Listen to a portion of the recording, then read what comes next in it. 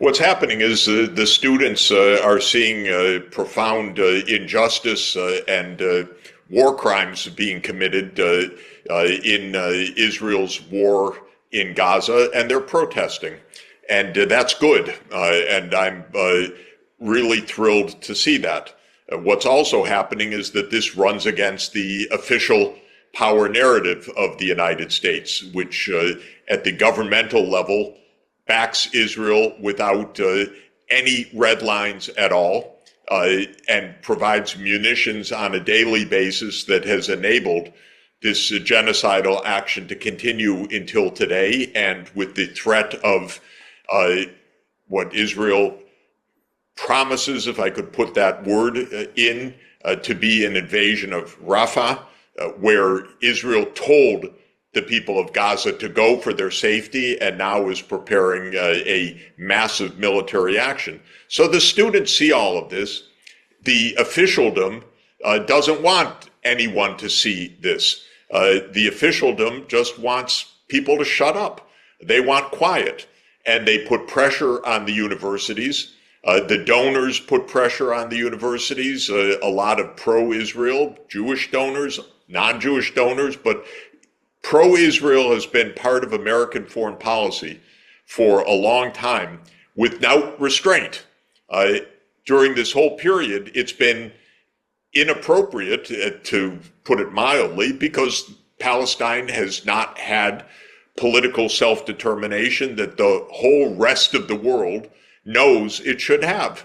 And so the U.S. backing has been terrible. The U.S. has not been an honest broker. It's been a completely dishonest broker during this whole process, enabling Israeli extremism.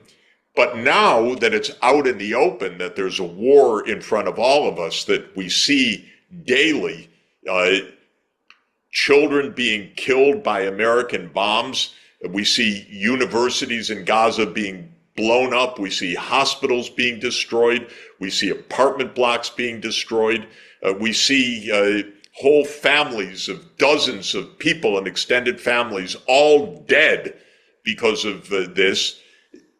Students see it with their own eyes. Officialdom says, don't look. Well, to hell with that. And then they're in their last resort now. If we can't convince you, which they can't, if they can't make the public blind to this, if they can't stop the TikTok feed, well, they're going to send in the police. And that's what's happening right now. It's really amazing. It's terrible.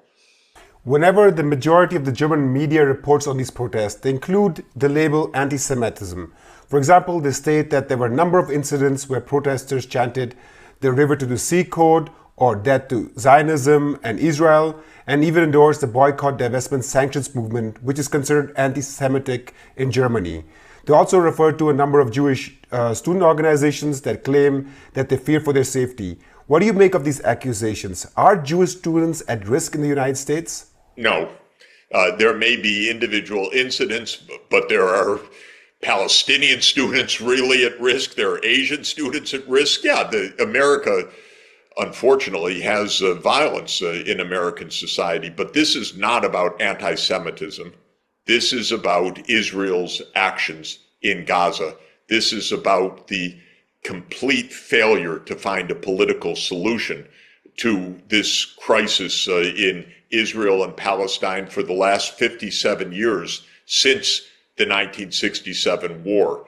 To call this anti-Semitism is just either a profound category error to misunderstand what this is about, or a deliberate obfuscation. But this is not about anti-Semitism.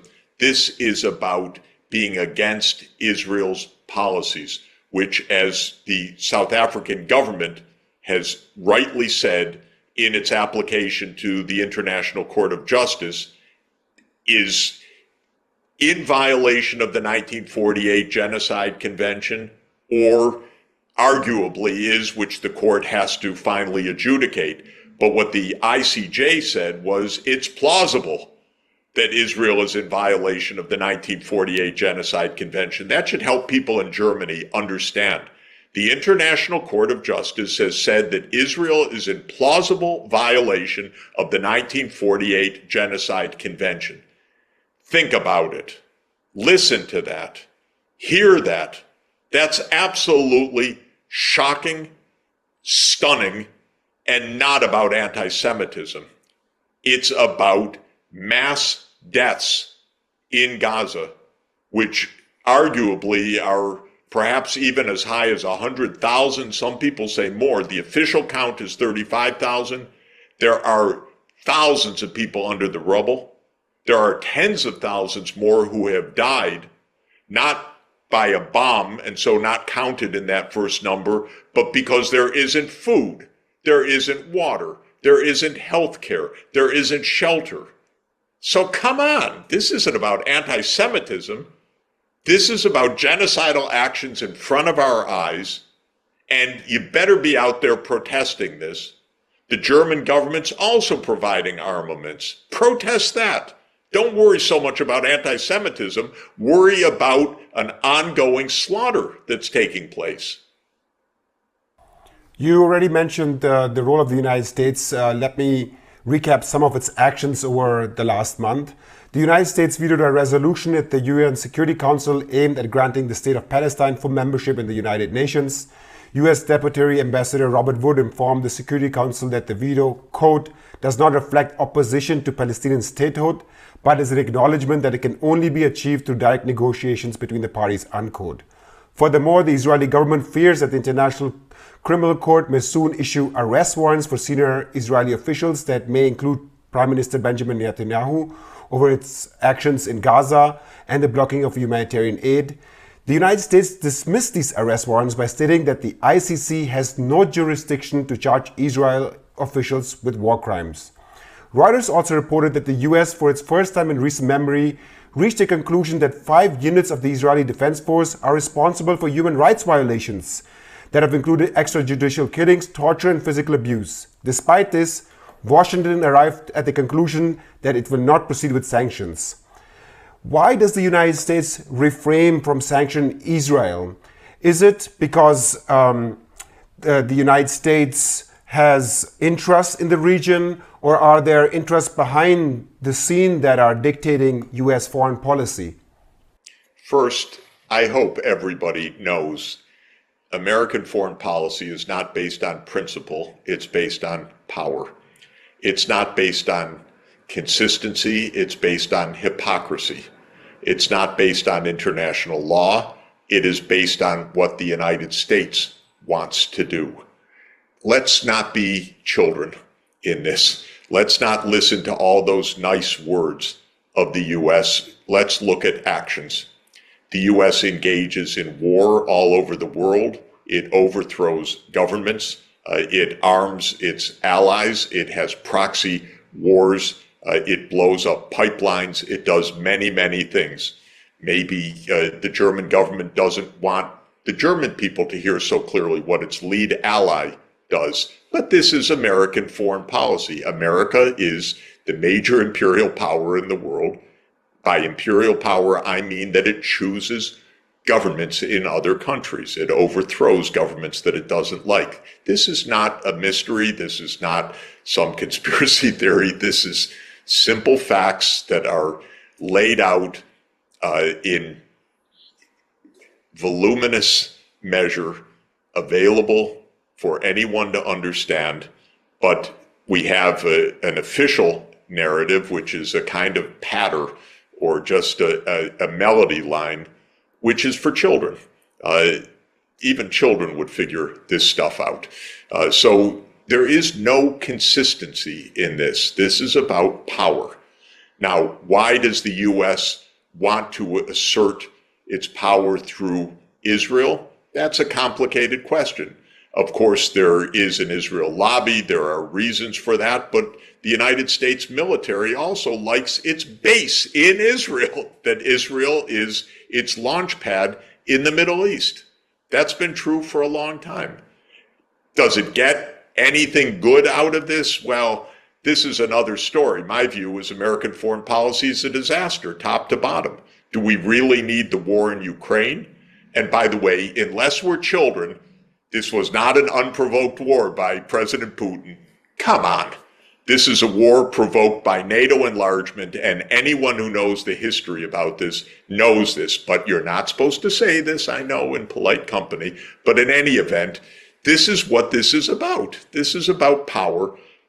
The U.S. security state has been tightly knit with Israel for decades, even as Israel has run an apartheid state which has brutally suppressed the Palestinians, which has brutally denied political self-determination, which has turned every so-called peace process into an endless game where there's no peace and there's no end result of a state of Palestine. So to come back on the substance to what you asked, it's pathetic that the U.S. says we want a two-state solution, but we vote against, as the only country in the Security Council, we vote against UN membership of Palestine, though Palestine qualifies for UN membership. That was decided all the way back in 2011 when Palestine first applied.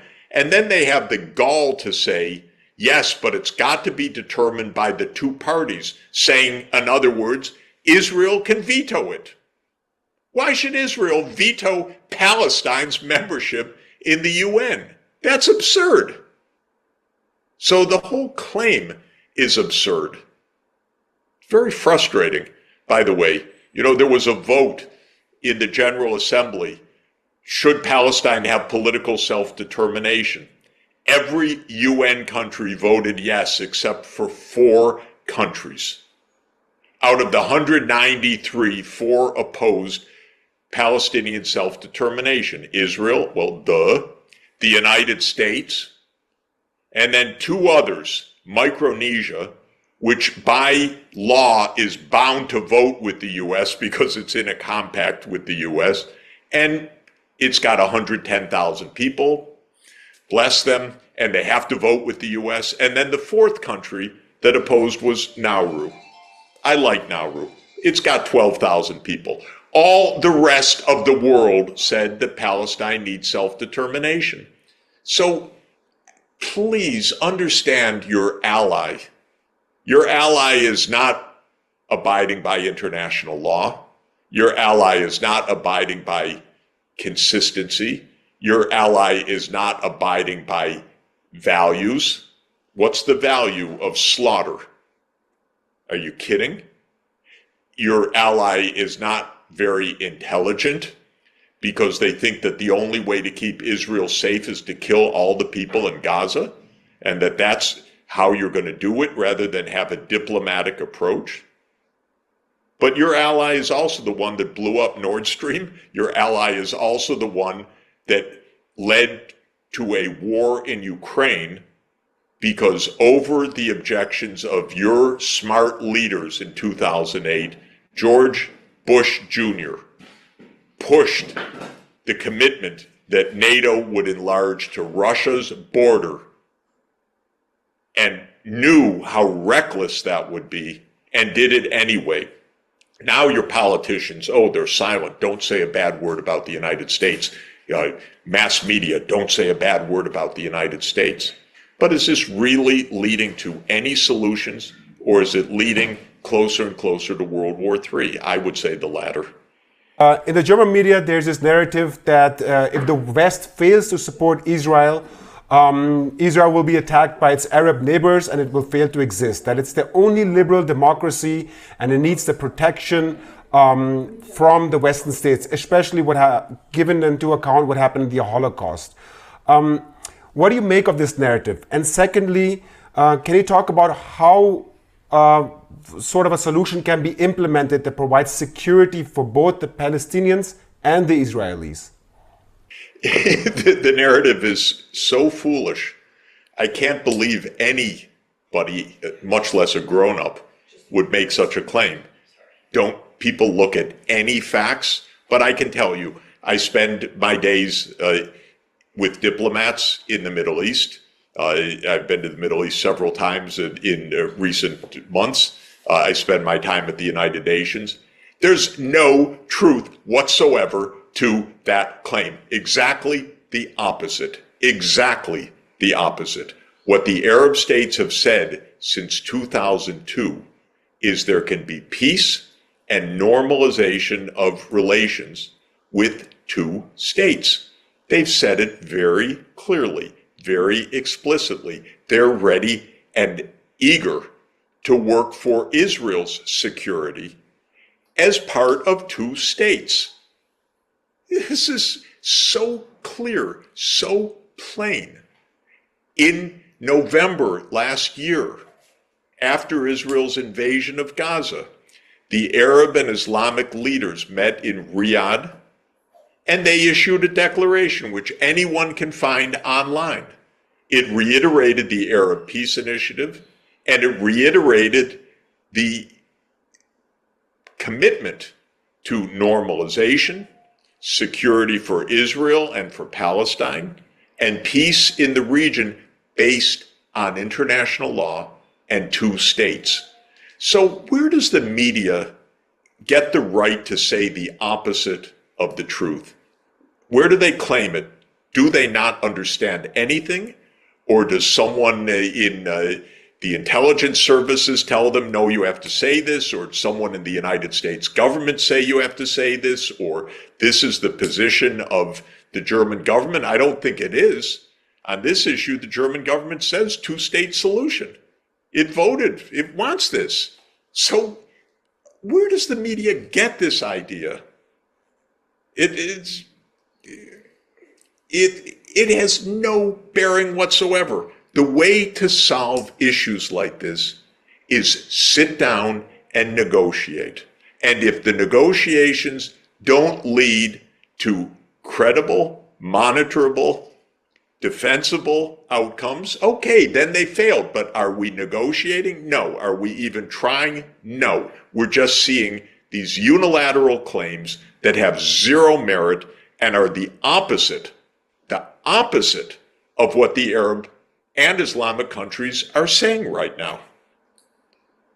Let us switch our attention to Ukraine. After months of delay due to domestic political differences, the US Congress was finally able to pass a comprehensive $95.3 billion foreign aid package, which included $61 billion to support Ukraine in its war against Russia, $26 billion for Israel, and humanitarian aid for civilians in conflict zones around the world, including Gaza, and $8.12 billion to, quote, fight communist China, unquote, in the Indo-Pacific region, particularly for Taiwan.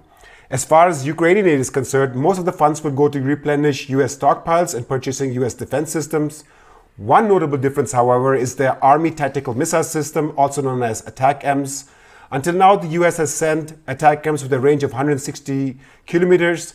Now, for the first time, they will send ATACMS with a range of 300 kilometers, which, according to many military analysts appearing in the German media, will make a significant difference in favor of Ukraine military. While visiting Ukraine, NATO General Secretary Jens Stoltenberg also talked about Ukraine's NATO membership by announcing, quote, Ukraine's rightful place is in NATO. Ukraine will become a member of NATO. The work we are undertaking now puts you on an irreversible path towards NATO membership so that when the time is right, Ukraine become a NATO member straight away, unquote. In your view, will this aid package, including longer-range missiles, as well as the promise of Ukraine to join NATO, finally drive the Russians out of Ukraine? Look, what this will do is one of two things. Either it will destroy Ukraine or it will destroy the world. That's our choice. Russia is not going to have NATO on its border. There will be a nuclear war before that. Again, any grown-up knows these basic facts, but our politicians don't like to say it because this is a U.S. project that goes back 25 years. The U.S. project is we can force our way through to expand NATO around surrounding Russia in the Black Sea, and Russia can't stop us. This is a project that goes back to Zbigniew Brzezinski in 1997. This is a project that goes back to the Bucharest NATO summit in 2008. This is a project that goes to the US-backed coup over Yanukovych in February 2014. This is a project that goes to March 2022 when Ukraine and Russia were going to sign a peace based on neutrality, and the US and Britain said no. And Boris Johnson, who I can't even say the words in polite company what he is, but anyway, what he did say recently is, oh, we can't let Russia win, quote unquote, because this would be the end of Western hegemony. Okay, you want to fight about Western hegemony? We'll have World War III. Western hegemony is some absolutely crazy idea that the West runs the world when the world doesn't want to be run by the West. You know, we've had maniacs in the past that wanted to run the world. Boris Johnson says, yeah, this is about Western hegemony. Who wants Western hegemony? I want security. I'm sure Germany wants security. Do we want to run the world? And anyone that thinks that U.S. is going to succeed in getting NATO into Ukraine doesn't understand that we're courting nuclear war as we continue to push this. Now, Jens Stoltenberg, I've known him for 30 years. He's a fool to be saying these things because he's gambling with my life, he's gambling with your life, he's gambling with all our lives. It's time to shut up on this. NATO is not going to Ukraine because we're going to have a nuclear war before that happens, but most likely we're going to have a destroyed Ukraine before that happens. It's simple. This is not complicated. And after all these years, people should figure this out. You know, at the beginning, maybe it was confusing. But the propaganda has been said over and over again to the point where it's complete nonsense. And Stoltenberg goes out and says this same nonsense every day. And he even said, you just look it up online. He said this is a war over NATO enlargement. He said that. He said Putin didn't want NATO. We gave him NATO. So yeah, this is a war over NATO enlargement with a country with 6,000 nuclear warheads that has already beaten the hell out of Ukrainians because it's a bigger country and a more powerful country. We keep sending Ukrainians to their death rather than settling this thing by saying, you know what, wouldn't it be so bad for Ukraine to be neutral and at peace?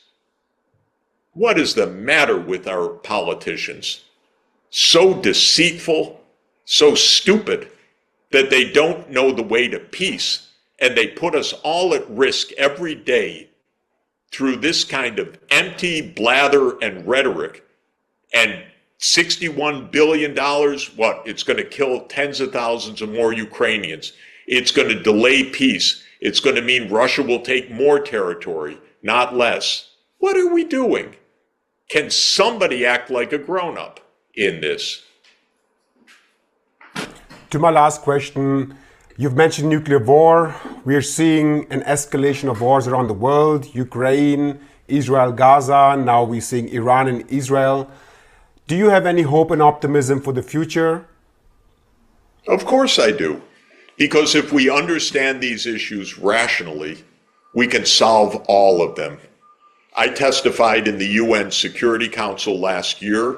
I went through 4 wars. I said they can all be stopped directly, immediately, today. The Ukraine war could end today. It just requires a call from Biden to Putin to say, you know, that NATO enlargement's a bad idea. Let's call off this war. That's it. The war in Gaza could end today. The U.S. votes for a Security Council resolution that makes Palestine a 194th member state. It says to these religious nationalist extremists in the Israeli government, Ben-Gvir and Smotrich and Gallant and others, sorry, your dream of greater Israel is over. There are going to be 2 states and that's how it's going to be, and we're not going to arm you anymore to fight Gaza. Oh my God, this war could end immediately. So am I pessimistic? No, because I believe that we can reason. I bemoan the current situation where the adult politicians are scared. They don't speak the truth. They tell me things in private, then they say the opposite in public. They're scared of the United States. I think the U.S. is on a delusional course because it really believes in U.S. hegemony. Is that what Germany is in for? U.S. hegemony? I don't think so. So if we behave like rational adults, of course the world could be peaceful, secure, and prosperous. So I'm optimistic.